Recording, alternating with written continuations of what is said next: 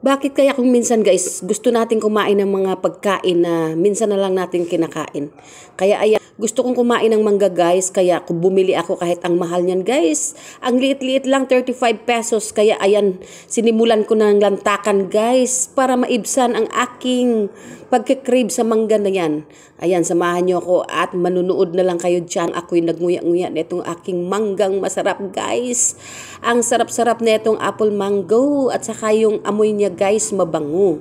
Kaya trip na trip ko talaga siyang kainin. Kaya yan, pagbigyan ng aking sarili na parang naglilihi, kakain ng mangga na maasim pa sa pagmumuka mo at sa kilikili mo. Ayan, kain pa more. Ayan, ngat-ngat lang na ngat-ngat. Wala nang kutsilyo-kutsilyo guys. Ngat-ngat na lang para sulit mo talaga yung pagka-crave mo dyan sa mangga na yan. Malalasap mo talaga yung lasa niya guys hanggang sagad-sagad doon sa buto niya.